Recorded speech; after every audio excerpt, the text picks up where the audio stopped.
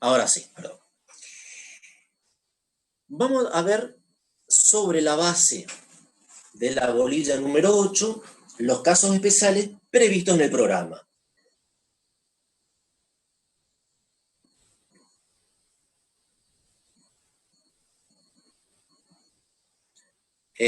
Una preguntita, ¿me escuchan? Porque yo silencié y volví a poner el micrófono. Simplemente 2 o 3 que me confirmen si se sigue escuchando. Bien, gracias.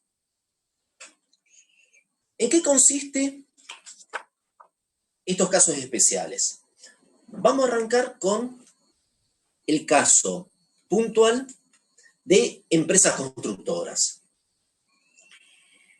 Cuando hablamos de empresas constructoras, vamos a hacer referencia a lo que tiene que ver con el artículo 3, inciso B.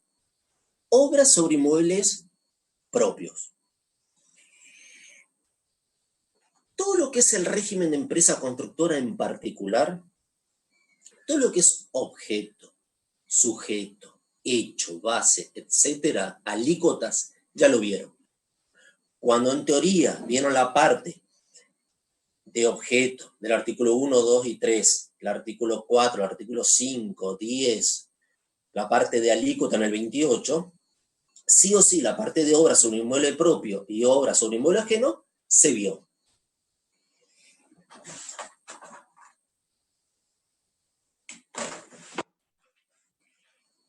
¿Qué significa? Que lo que vamos a hacer ahora, porque es un régimen muy particular, es analizar todo lo que es objeto, sujeto, vinculado específicamente y a modo de repaso con este régimen en particular, que sí agrega algunas cuestiones particulares.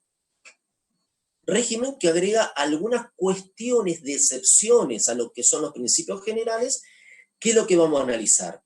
Cuando vamos al artículo 1, referido a objeto del impuesto, en el inciso B dice obra, locación y prestación de servicios realizadas en el país,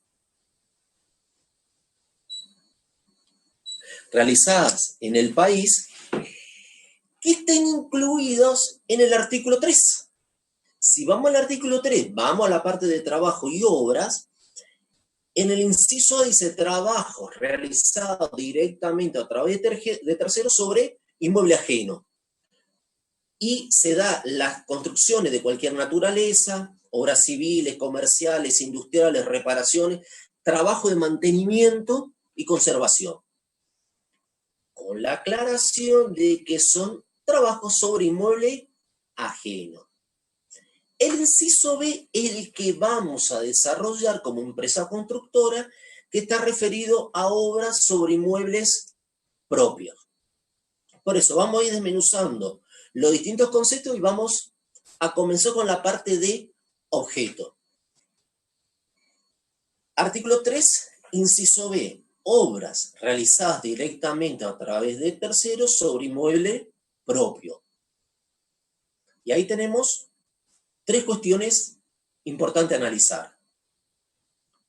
Obras directamente a través de tercero sobre inmueble propio. Vamos a analizar lo que es obra en especial, porque directamente a través de tercero y sobre inmueble propio no hay mucha cuestión. ¿Qué nos dice el artículo 4 al concepto de obra? Y acá hay que prestar mucha atención en lo siguiente. Si yo tengo un inmueble, le hago un trabajo de pintura, pinto el frente, pinto los dormitorios, ¿encuadra por el inciso A o el inciso B del artículo 3? Pintura, ¿y qué es pintura? Un trabajo de mantenimiento, pero es igual a obra. Y ahí es lo que tenemos que ver y analizar, qué es lo que define el artículo 4 del decreto reglamentario sobre obra, porque es lo que nos va a dar la variable para poder analizar si en definitiva quedamos encuadrados por el inciso A o por el inciso B del artículo 3. ¿Qué nos está diciendo este artículo 4? Dice, a los efectos de lo dispuesto en el inciso B del artículo 3, se entenderá por obra aquellas mejoras construcciones, ampliaciones, instalaciones que de acuerdo con los códigos de edificación están sujetos a denuncia. ¿Pero qué obra? Construcción, ampliación está sujeto a denuncia. Aquellas que son, por ejemplo, nuevas, tengo el terreno, empiezo a construir, o aquellas que hago una modificación sobre lo que está actual. ¿Y a qué me refiero? A los planos. Si usted va a comenzar una obra nueva, una torre de edificio, primero tiene que presentar los planos de la parte civil, de la parte eléctrica, de la parte de cloacal, la parte de cañería, etcétera, ¿para qué? Para que la municipalidad de la Dirección de Obras Privadas lo apruebe. Tienen que analizar si los planos están conformes a las normas de edificación, lo apruebe y comenzamos con la construcción. Sí, pero yo ya tengo mi casa, le quiero agregar en la planta alta un dormitorio y un baño. ¿Es obra o es trabajo? ¿Modifico el plano? Sí, el plano original que lo tengo se modifica. Por lo tanto, para poder realizar esa obra yo necesito autorización. Si necesito autorización, quedó encuadrado en lo dispuesto en el artículo 4. Por ende, es obra. Ojo, todavía no definimos al sujeto. Hay una palabra mágica que es lucro que todavía no la analizamos. Si en la vivienda de cada uno usted le agregan un ambiente que modifica, no significa que sea una empresa constructora. ¿Por qué? Porque vamos a analizar todavía el artículo 4. Lo que estamos analizando nada más es si encuadra en el concepto de obra o no. Si encuadra en el artículo 4 o no.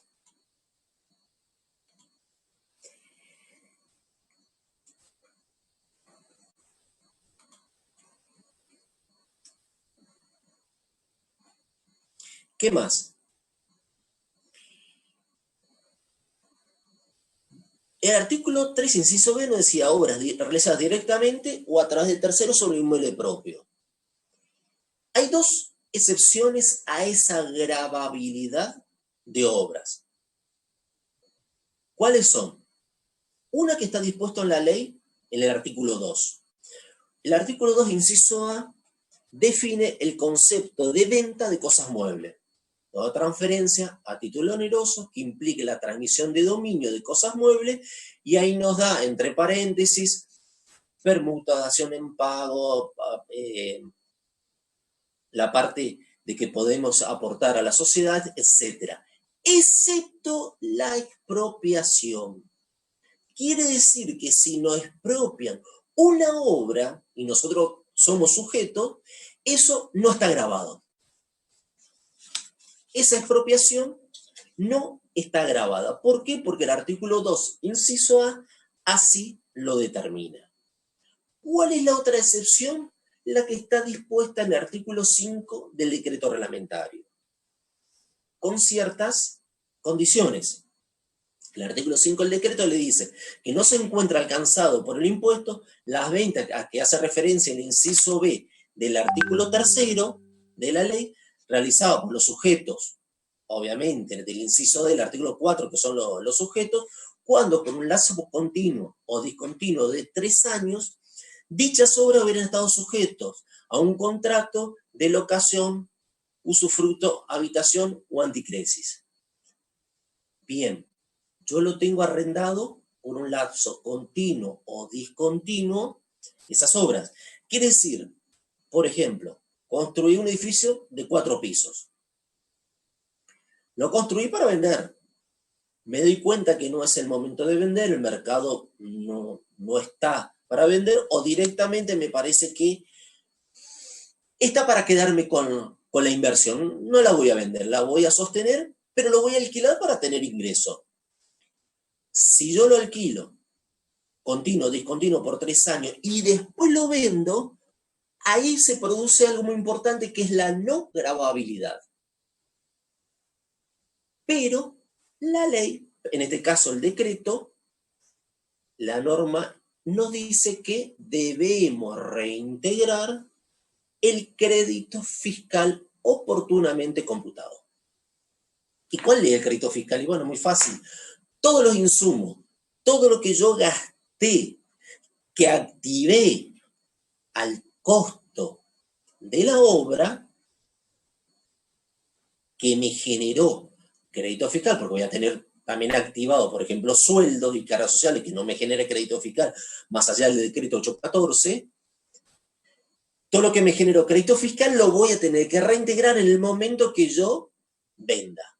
Lo importante acá tener en cuenta que de la excepción es que no está grabado. Es muy diferente reintegrar todos los créditos fiscales oportunamente computados que tener que tributar en función al valor actual del inmueble al momento que lo estoy enajenando.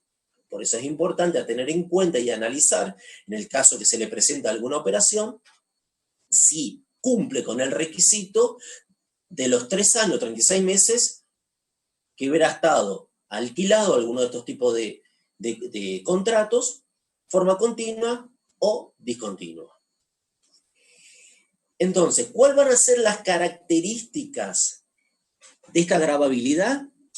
Primero, lo que está definido en el artículo 3, inciso B, obra. Ya vimos la definición en el artículo 4 del decreto reglamentario. ¿Qué más? Directamente a través de tercero y sobre inmueble propio. Bien, definido, ¿qué cosa? El objeto. Hasta ahora nos salimos de objeto. Vamos a la parte de sujeto. ¿Qué artículo es el que nos define cuáles son los sujetos del impuesto? Artículo 4. ¿Cuál es el inciso que nos define el concepto de empresa constructora? Inciso D. El artículo 4, inciso D, dice, son sujetos a aquellas empresas constructoras que realicen las obras que hace referencia en el inciso B del artículo 3, cualquiera sea la forma jurídica que se hayan organizado, incluido las unipersonales, y se entenderá que tienen que revisten ese carácter de empresas constructoras las que directamente o a través de tercero realicen esas obras con el ánimo de obtener un lucro con su ejecución o con la posterior venta total o parcial del inmueble. Artículo 4, inciso D. Y acá aparece la palabra mágica, lucro. Empresa constructora, cualquier forma jurídica, ánimo de lucro. Bien. ¿Cómo aplicamos esa palabra lucro a lo que estamos analizando? ¿Cómo yo sé si hay ánimo de lucro? Sencillo. Construimos una vivienda. Destino, casa habitación. ¿Para qué la construyo? Para habitarla con mi familia. ¿Tengo ánimo de lucro? No. ¿La vendo? Está fuera del objeto. ¿Por qué? Porque no soy sujeto, al no ser sujeto directamente, para este caso en particular, no soy empresa constructora, si bien es obra, pero no encuadra como sujeto, la venta no está dentro del ámbito de aplicación del tributo. Tengo unos pesitos, digo, bueno, voy a construir unos locales comerciales. ¿Para qué? Para vender. Perfecto. ¿Hay ánimo de lucro? Sí. ¿Lo construí para qué? Para vender. Por lo tanto, cuando se produzca la enajenación, voy a estar en el objeto y por el inciso del artículo 4 voy a estar alcanzado por la operación. Después tenemos una cuestión en particular que ahora la vemos que tiene que ver con la venta de activos fijos afectados a las operaciones grabadas. ¿Pero qué es un activo fijo afectado a operación grabada? Son aquellos inmuebles que construimos sobre inmueble propio, directamente a través de tercero, por ejemplo, para oficina, para depósito, para nuestra fábrica. ¿Qué pasa cuando vendemos? Que oportunamente nos fuimos computando los créditos fiscales. Entonces, venta por una empresa constructora está grabado por sí misma. Artículo 4, inciso D. ¿Qué pasa por la venta que realizamos por cualquier empresa? Artículo 11. Una cuestión que siempre se presenta a la duda. Lo que plantea el artículo 11 tiene que ver con la venta de activos fijos, de inversiones, de bienes de uso. No tiene que ver con la parte de bienes de cambio. La parte de bienes de cambio a lo sumo está encuadrado también por el artículo 5 de los 3 años, por los 10 años que vamos a ver ahora, está referido a los inmuebles afectados a la actividad, no como bien de cambio, sino como bien de uso. ¿Qué nos dice este artículo 11? Dice asimismo, cuando se desafecte o se transfieran de la actividad gravada obras que hace referencia al artículo 4, inciso D, realizado por el sujeto pasivo directamente o a través de tercero, que no hubiera generado el cómputo del artículo 12 conforme, el cómputo del crédito fiscal conforme al artículo 12, la venta no va a estar gravada. O sea que la venta de ese activo fijo que me computé conforme al artículo 12 del crédito fiscal no está gravada. Pero si entre la fecha de afectación, construcción o de transferencia o desafectación no transcurren más de 10 años, debo reintegrar el crédito fiscal oportunamente computado. Si entre la fecha de afectación, de cómputo del crédito fiscal, entre la de transferencia y desafectación pasa más de 10 años, no está grabado y no tengo que reintegrar crédito fiscal alguno. Entonces, ojo a tener en cuenta con ese tema. Estamos hablando del activo fijo, no estamos hablando de otras cuestiones. Nos computamos los créditos fiscales conforme al artículo 12. Podrá haber estado sujeto a prorrateo o no, pero aplicamos artículo 12 y eventualmente puede hacer artículo 13. Lo desafectamos, lo vendemos, transcurrió menos de 10 años, reintegramos el crédito fiscal, no está grabado. Transcurrió más de 10 años, no está grabado, ni tampoco reintegramos crédito fiscal alguno. Bien, cambiamos de tema. ¿Cuándo nace la obligación tributaria para el caso de obras? Y en este caso, vamos al inciso del artículo 5, que tiene que ver con la transmisión de dominio a título oneroso.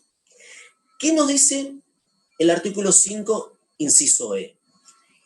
Es transferencia a título oneroso, entendiéndose que este tiene lugar cuando se produce la escritura traslativa de dominio o otorgamos la posesión con un boleto a lo que sea anterior. Generalmente con la transferencia, con la escritura nosotros estamos otorgando la posesión. Recuerde que en los contratos de locación nosotros otorgamos la tenencia. Cuando transferimos, otorgamos la posesión.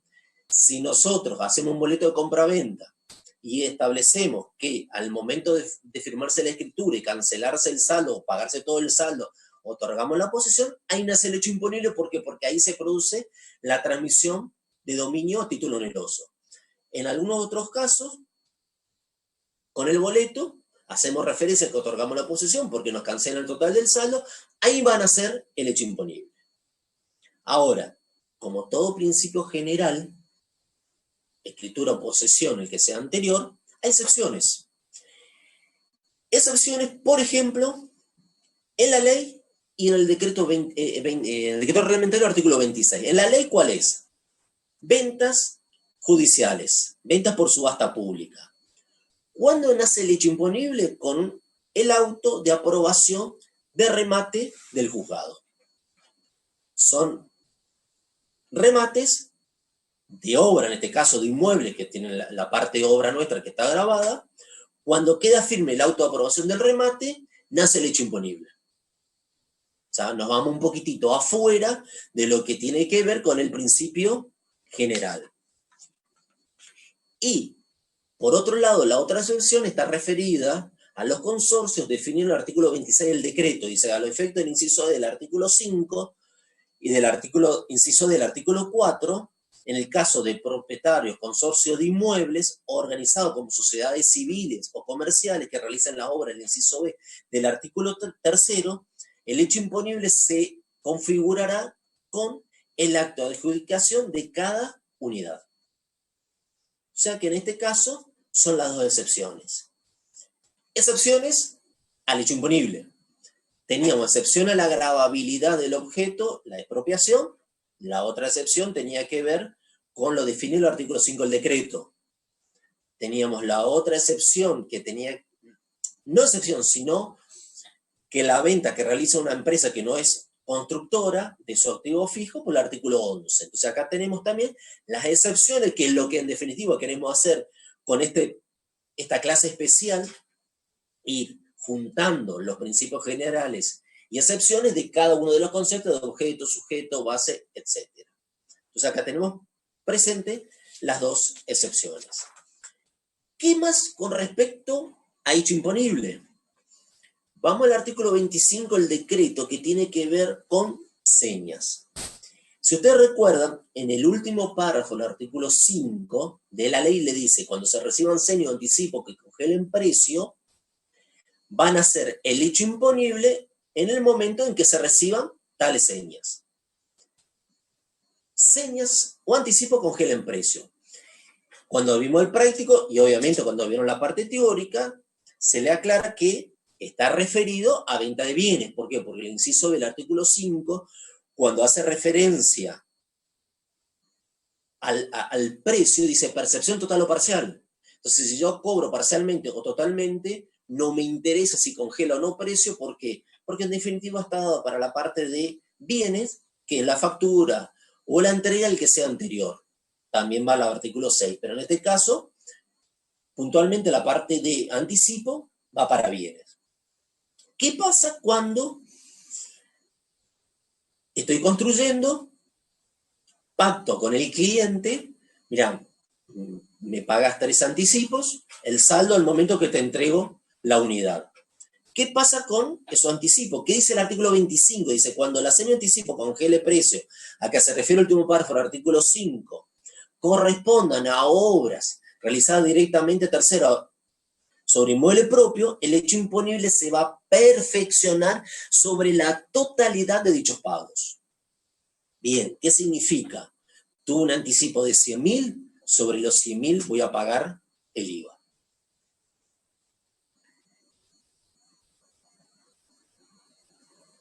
Pero ¿cómo me juega con la base imponible? Ahora vemos.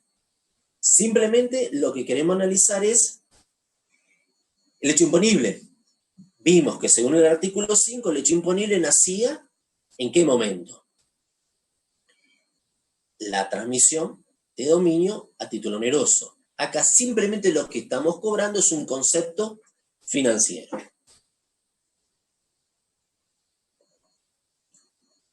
Entonces, por ese anticipo congela precio, nace el hecho imponible. A su vez, el segundo párrafo de este decreto nos dice que, no obstante, cuando el contribuyente considere que esas señas o anticipos equivalen a la proporción de obra atribuible a lo pactado, puede, a través de todo un procedimiento que establece la FIP, no ingresar más el IVA de las señas. ¿Por qué? Porque ya llegó al límite de la parte de obra que va a ingresar. La parte de obra que ahora la vamos a ver por artículo 10.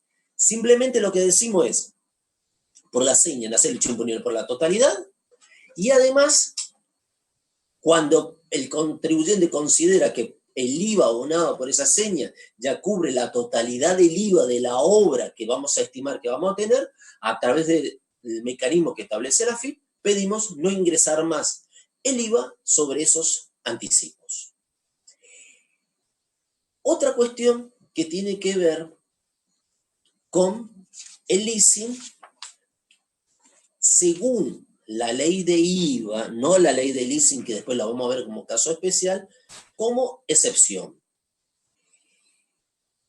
En el artículo 5 le dice, en el segundo párrafo del inciso E, cuando la realidad económica indique que esas operaciones de locación de inmueble con opción a compra son ventas encubiertas, cuando la realidad económica indique que son ventas y no un leasing, el hecho imponible van a ser por la totalidad, o sea, locación más opción, al momento de otorgarse la tenencia. Y guarda con este tema porque yo lo había aclarado, que en el nacimiento del hecho imponible era la escritura o posesión que sea anterior. Con la escritura otorgamos la posesión. Con el contrato de alquiler otorgamos la tenencia. Si nosotros hacemos un leasing, que tenemos dos partes. La parte de la locación y la parte de la opción. La parte de la locación lo que hacemos es entregar la tenencia de un inmueble por una X cantidad de tiempo a cambio de un precio, que es el alquiler. Al momento de que ejerce la opción, recién ahí se va a producir la transmisión de dominio, la posesión. Entonces, si se da la parte de la realidad económica según la ley de IVA en la parte de leasing, nace el hecho imponible con la tenencia. Definitiva, antes de ir a base imponible, tengamos presente el principio general de hecho imponible y cada una de las excepciones. Vamos al artículo 10. ¿Cómo se define la base imponible? La base imponible para obra se define de una manera muy simple. El precio neto, o sea, la parte atribuible a obra, será la proporción que las partes pacten para la obra. Pero, bueno, entonces la obra va a ser el 1% y terreno el 99% si no pagamos IVA. Perfecto, hacelo. Pero tened presente que la misma ley a continuación establece límites. Entonces, ¿cuál es la base imponible? El precio neto que surge de la proporción atribuible a la obra entre las partes. Perfecto. ¿Cuál es el límite? Que dicha proporción no podrá ser inferior a ¿qué? Al respectivo avalúo fiscal. Y ahí olvídense del 99% del terreno. ¿Qué dice el avalúo? 80%, bueno, menos 80% no van a tener. Si pactaron más, será el importe. Bueno, pero es una obra nueva, no tengo avalúo. Todavía renta en la parte de catastro, no determinó cuál es el avalúo, cuál es la parte de terreno y la parte de obra. ¿Qué es lo que aplico? Costos según ganancias. Entonces, primero, en la proporción atribuible a la obra, tope mínimo, avalúo fiscal o costos según ganancias. ¿Cómo determino los costos? El costo de obra sobre el costo total, obra más terreno. Si yo tengo la proporción, tengo el avalúo y tengo los costos de ganancia, el convenido, ¿con cuál lo comparo? ¿Con el que más me conviene el avalúo o el costo? No.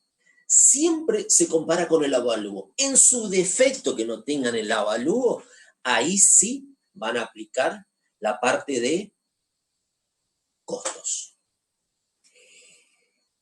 ¿Qué más con respecto a base imponible? ¿Qué pasa con anticipos recibidos con anticipación? Por el 25 del decreto, ¿qué vimos?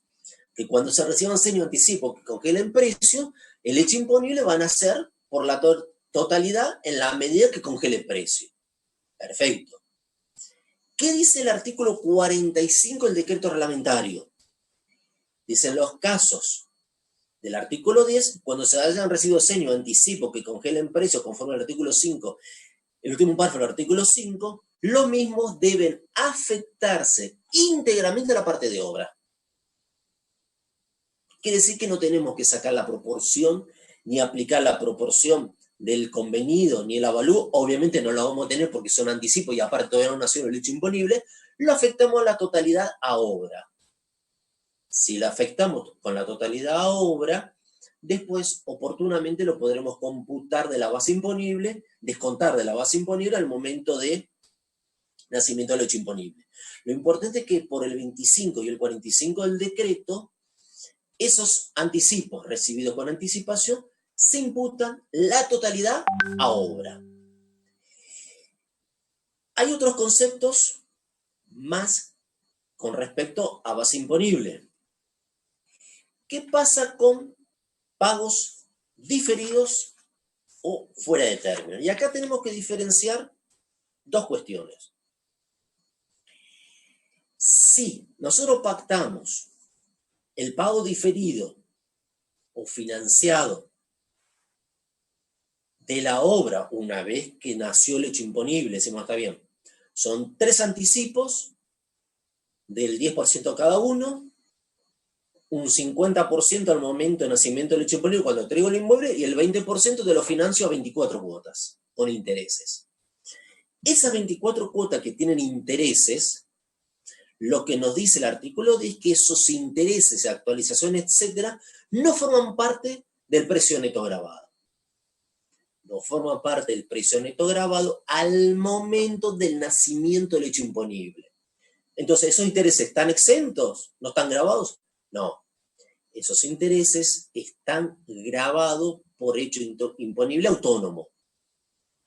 Van a ser el hecho imponible al momento del vencimiento de la percepción cada uno de los meses como un componente financiero. Lo importante es que nosotros estamos parados en el momento cero. Nace el hecho imponible, tenemos lo sucedido con los anticipos y tenemos lo que pasa de acá con las cuotas en el caso que se financia. Obviamente que la parte de capital que yo estoy financiando, nos olvidamos, pues ya forma parte de la base. Lo que estamos analizando, ¿qué pasa con los intereses? No forman parte de la base al momento del nacimiento del hecho imponible y van a estar grabados por sí mismos. Salvo que esos intereses estén referidos a anticipos.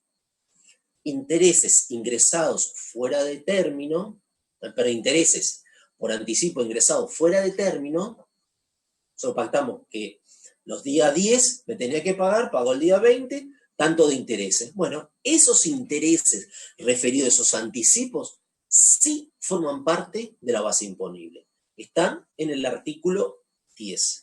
Ya lo vieron, con el contador Villalba desarrolló la parte del artículo 10, hizo referencia a esta parte. Simplemente lo que hacemos ahora es juntarlo y por ahí separar lo que es la parte de anticipo y la parte de financiación. Entonces tengan presente que los intereses en general de financiación del precio de venta no forman parte de la base. Si están referidos a anticipos, sí forman parte de la base imponible.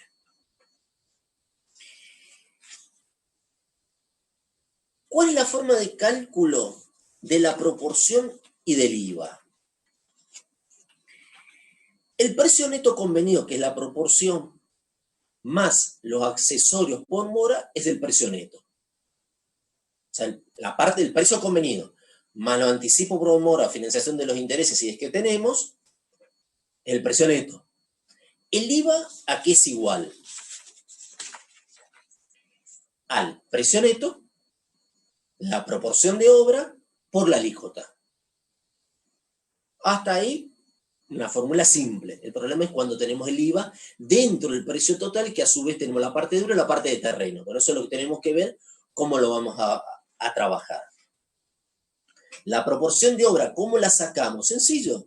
Convenido entre las partes, no puede ser inferior a la parte de avalúo o los costos según ganancia y le aplicamos las respectivas alícuotas.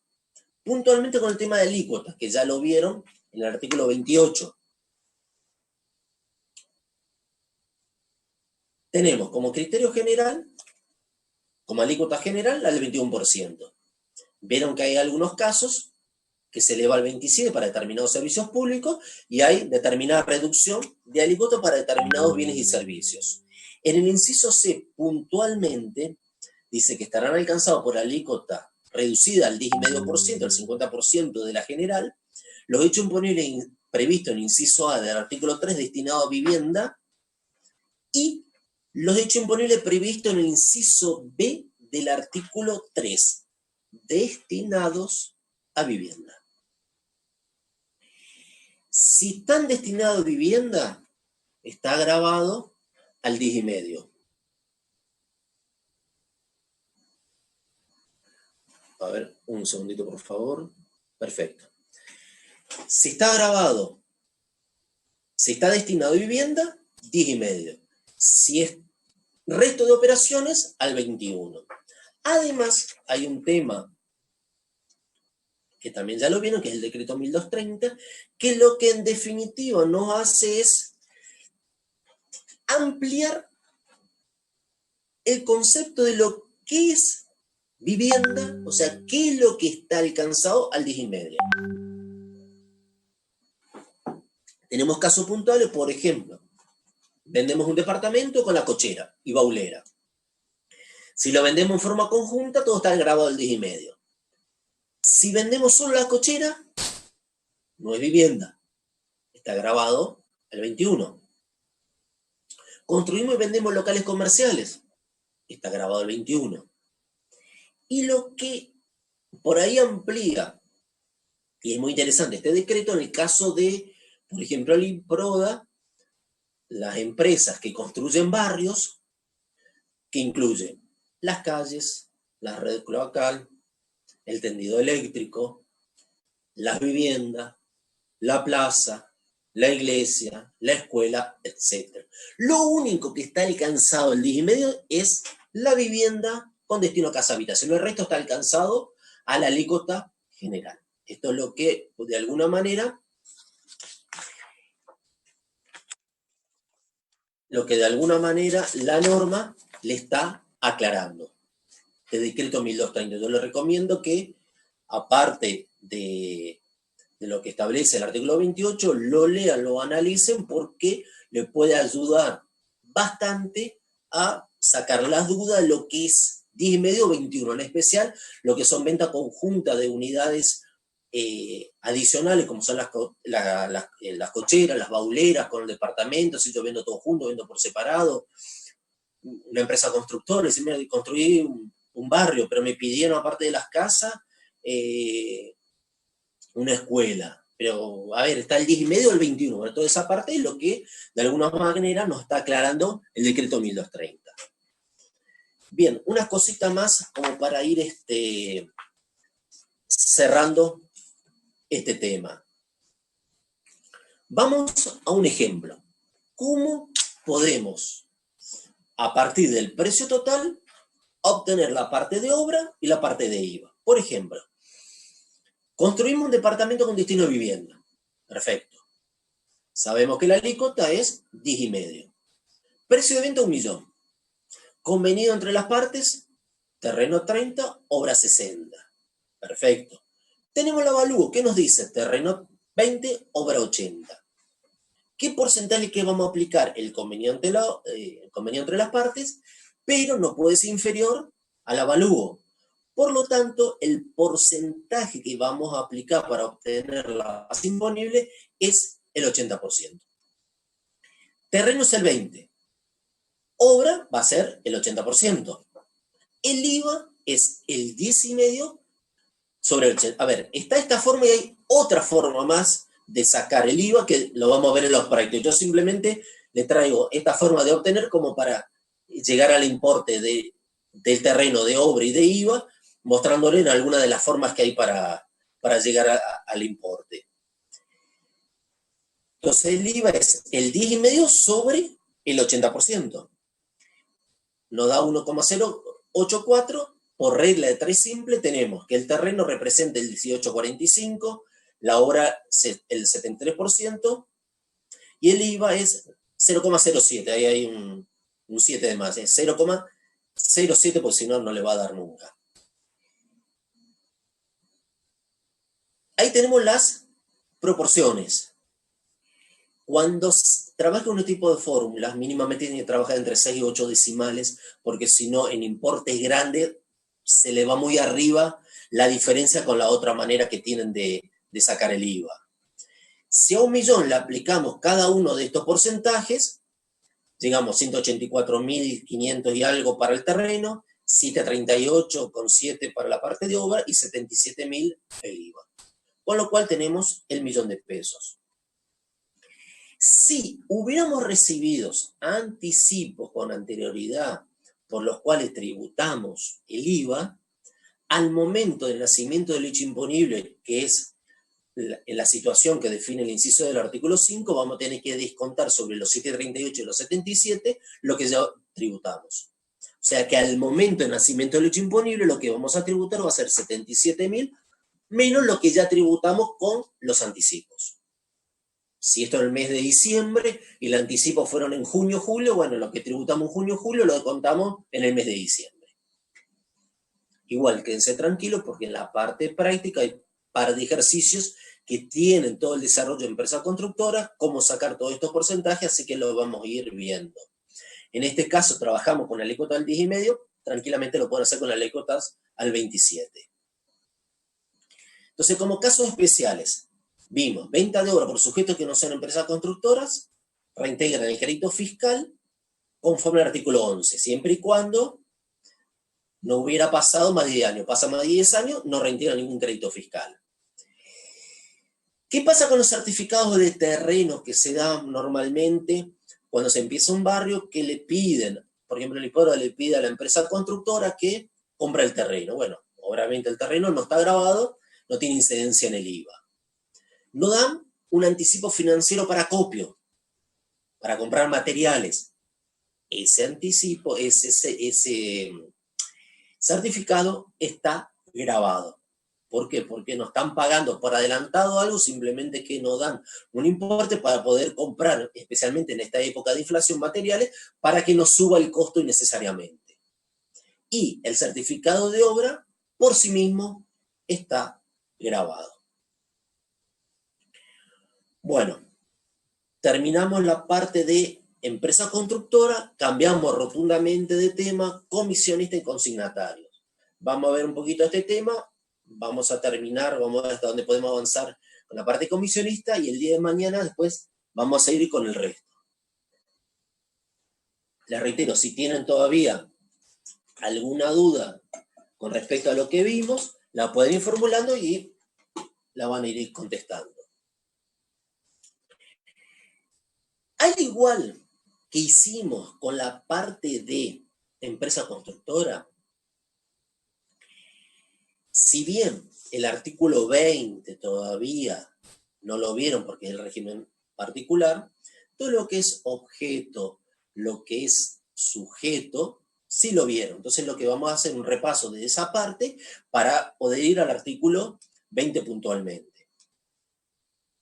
En la norma legal, la parte de comisionista consignatario está definida en el artículo 20 y el artículo 60. Pero ojo, hacemos referencias a nombre, operaciones a nombre propio, pero por cuenta de terceros. Si es a nombre y por cuenta de tercero, no entra en el artículo 20, entra en el artículo siguiente. Entonces, a tener en cuenta, son operaciones a nombre propio, pero por cuenta de terceros. Operaciones de venta y operaciones de compra. Ventas a nombre propio por cuenta de tercero, compra a nombre propio por cuenta de terceros. El artículo 20 define este régimen y el artículo 60 del decreto hace referencia al cómputo del crédito fiscal en función a una determinada situación que se presenta con el líquido producto. ¿Dónde nos define el objeto? Artículo 2, inciso C, bueno, pero el artículo 2 está referido a venta. Por eso dice, a los fines de esta ley se considera venta las operaciones de comisionistas, consignatarios u otros que vendan o compran a nombre propio, pero por cuenta de terceros. Otros que vendan o compran a nombre propio, pero por cuenta de terceros. ¿Cuáles son los sujetos? Los definió el inciso B del artículo 4. Son sujetos los que realizan a nombre propio, pero por cuenta de terceros, compras o ventas. El artículo 2 lo define, el artículo 4 lo define las operaciones. Bien, vamos ahora sí en particular al régimen del artículo 20. Este régimen del artículo 20 lo dividimos en dos grandes rubros. operaciones de ventas, operaciones de compras. Operaciones de ventas, que en el primer párrafo del artículo 20 dice: quienes vendan nombre propio bienes de tercero comisionista consideran un valor de venta lo facturado a los compradores. Y ahora vamos a ver cómo considera el crédito fiscal. Le dice: consideran como valor de venta para tal operación el facturado a los compradores, conforme al artículo 10 y 11. El crédito de impuestos que como adquirente le corresponde se computará aplicando la alícuota sobre el precio neto en la parte del líquido producto. A ver, en castellano y resumiendo. Si yo vendo a nombre propio, pero por cuenta de tercero, ¿cómo determino mi débito fiscal? Facturar a los compradores. Responsable inscripto, consumidor final, exento o monotributista. ¿En qué me cambia? Que puedo ser factura A, puedo ser factura B. No me cambia más que eso. ¿Qué define la alícuota? El producto, el artículo 28. Puedo vender un producto grabado a la alícuota general, puedo vender un producto grabado a la alícuota diferencial del 10,5%. Hasta ahí, perfecto. ¿Me importa la condición del comprador? Sí, solamente para la factura A o B. Para el débito fiscal, igual vas a tener el mismo débito fiscal. Con la factura B o la factura A es exactamente lo mismo. Bien. ¿Cómo computo el crédito fiscal? La alícuota por el valor neto liquidado al comitente, excepto que el comitente sea un monotributista. ¿Por qué le aclaro el artículo 60 del decreto? Uno de los requisitos del cómputo del crédito fiscal es que esté facturado, discriminado, afectado a operaciones grabadas. Facturado y discriminado. ¿Me facturan para yo computarme el crédito fiscal? No. Lo que establece esto es un régimen particular que yo, vendedor, hago líquido producto y sobre ese líquido producto, esa liquidación, me voy a computar el crédito fiscal. Fíjese que el único requisito que establece el artículo 60 le dice: el crédito de impuestos que como adquirente les corresponde a los responsables indicados en el primer párrafo del artículo 20 de la ley, será computado en la medida que el mismo sea consignado por separado en la liquidación de aquello que practica el comitente inscripto e integre los montos por la operación, en la medida que se indique por separado, o sea, que esté discriminado en el líquido producto. No lo discrimino en el líquido producto, no me computo el crédito fiscal. Otro tema importante: ¿qué pasa si el comitente es monotributista? No tengo derecho al cómputo del crédito fiscal. Es lo mismo que usted le compren a un monotributista, no se van a computar el crédito fiscal. En este caso, si el comitente es monotributista, no voy a tener derecho al cómputo del crédito fiscal porque no tengo la necesidad de discriminar el IVA porque es monotributista. Vamos a un ejemplo.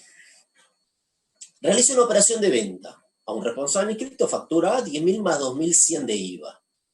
Esos 2.100, ¿qué me representa? Me representa un débito fiscal. Porque yo emito una factura A, 10.000 más IVA, 2.100, mi débito fiscal. En mi declaración jurada del mes voy a tener un débito fiscal de 2.100. Si yo estoy vendiendo un bien que es de tercero a mi nombre y yo le tengo que dar la plata al comitente, o sea, yo tengo 12.100 pesos en el bolsillo, le tengo que dar al comitente la liquidación, a través de la liquidación el importe. Le voy a dar los 12.100, le voy a dar más de 12.100 o menos de 12.100. ¿Cuánto le voy a dar? Y le voy a dar menos. ¿Por qué le voy a dar menos? Porque yo le voy a dar el importe que cobré menos la comisión que ya pacté y el IVA de esa comisión. Por lo tanto, le voy a dar 12.100 menos la comisión y el IVA.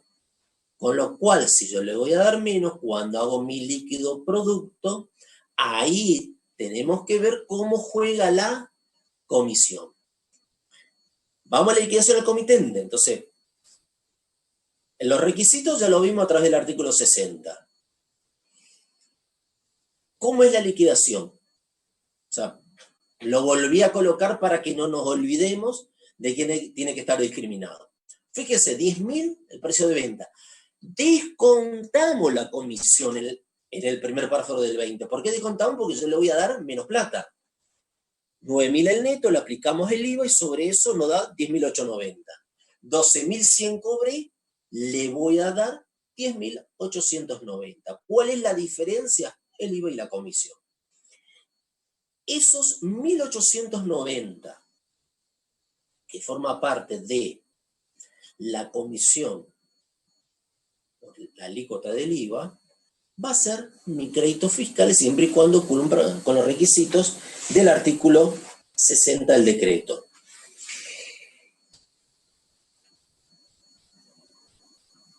Crédito fiscal que voy a computar contra los débitos fiscales que tenga. Por eso es que el decreto 60, el artículo 60 del decreto me dice, se dará por facturado y discriminado ese IVA que se liquida por separado en esa liquidación. Si yo le estoy cobrando 12.100, le doy 10.890 a mi comitente, ¿cómo me queda mi operación? 2.100 el débito, 1.890 el crédito, saldo 210. ¿Cuánto era mi comisión? 1.000. Por el IVA, ¿cuánto nos da por el 21%? 210. ¿Cuánto termino pagando? ¿Cuánto termino pagando de IVA? Los 210. Fíjense que la factura de venta menos el líquido producto que me genera el crédito fiscal termina siendo los 210 que termino tributando por la operación. Vamos a complicar un poquitito más la operación. ¿Qué pasa si en la venta nos retienen IVA? Vendemos, por la 28.524 nos retienen IVA. ¿Qué se hace con esa bendita retención? Por ejemplo, vendemos por 20.000, el IVA 21% 4.200, total 24.200, nos aplica una retención de 2.100, total 22.100. No, me quedé con 22.100 más un papelito que dice que tengo un crédito de 2.100 por retenciones. En vez de cobrar los 24.200, cobré la diferencia más mi papelito que dice usted tiene derecho a computarse como retención, como ingreso directo 2.100. Ahora, yo tengo que hacer la liquidación al comitente. ¿Cómo me juega esa liquidación al comitente? Por ejemplo, ahí está. 20.000 fue el precio de venta. La comisión, supongamos un 5% 1.000, me queda 19.000. El IVA es de 3.990. Total, 22.990. ¿Qué dice la resolución? Dice que la proporción de la suma retenida asignada a cada comitente, conforme al procedimiento establecido para cada uno, tendrá el carácter de impuesto ingresado para cada uno. Quiere decir que en la misma proporción, con la misma alícuota que a mí me retuvieron, yo tengo que trasladar esa retención al comitente. La retención fue del 10,5 sobre el importe neto. Yo aplico esa retención de 10,5 sobre el importe neto y le retengo al comitente. Lo que yo en definitiva voy a poder computar como retención va a ser la retención sufrida menos lo que le retengo al comitente. Sobre esa diferencia es lo que yo voy a computar conforme a lo que establece el artículo 17. de la resolución 2854. A ver, ¿cómo queda? 4.200 el débito. 3.990 es el crédito. Subtotal 210. La retención que me queda por diferencia es 2.100 menos 1.995. Saldo 105. Comisión 1.000. Por el 21%, 210.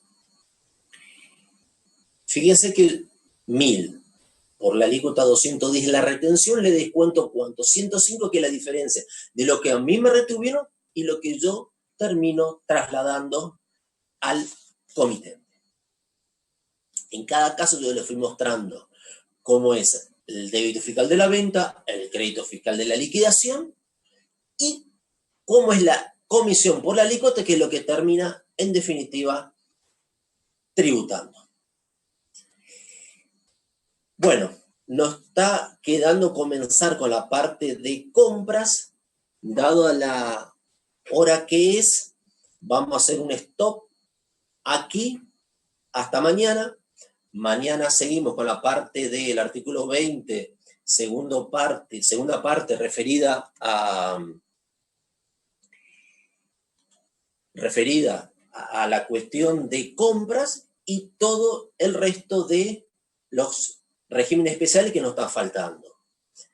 Bueno, espero que la clase haya sido de provecho. Traten de sacarle todo el rédito a las clases, lean la parte de teoría, continúen y bueno, nos vemos mañana, si Dios quiere, en las clases que sigan. Cuídense, nos vemos mañana en el mismo horario. Hasta mañana.